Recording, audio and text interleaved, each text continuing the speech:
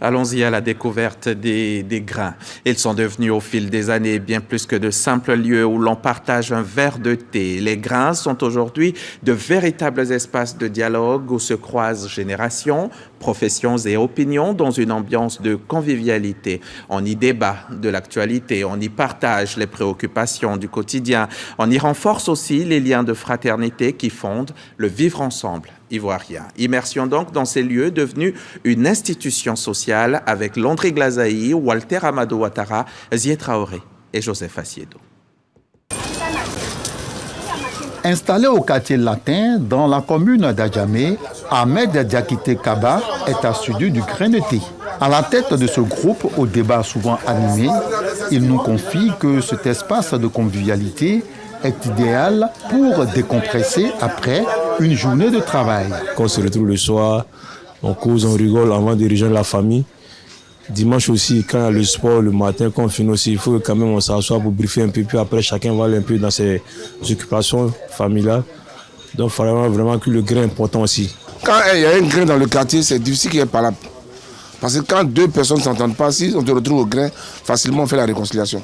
C'est un facteur de cohésion, de rassemblement, de réconciliation.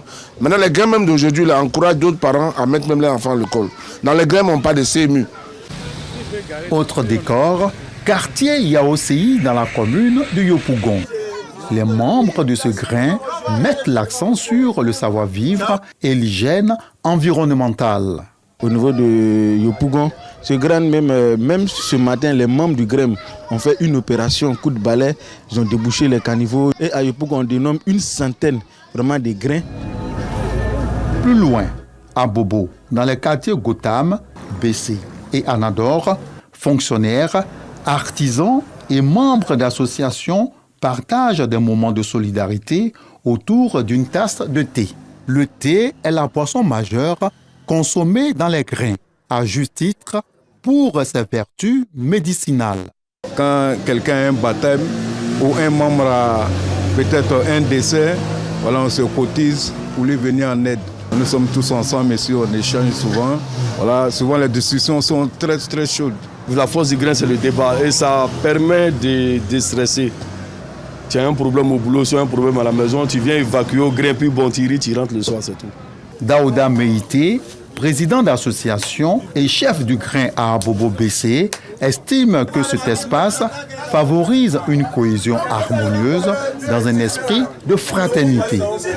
Autour du thé, on a jugé bon de partager au moins des brochettes parce que le thé fait du bien.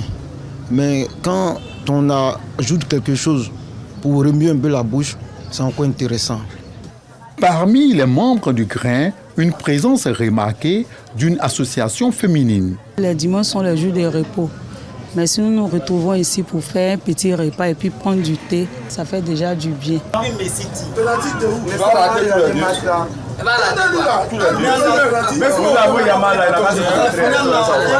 Les grains sont des lieux d'échange fraternel et culturel.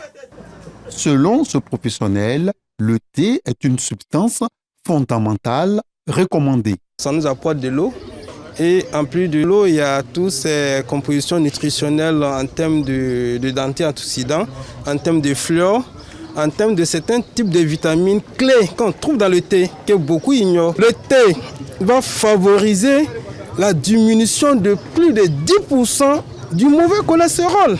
Au-delà des atouts et des conséquences identifiées des grains de thé, on retient que c'est un lieu incontournable pour combler les temps libres et consolider les liens dans les quartiers.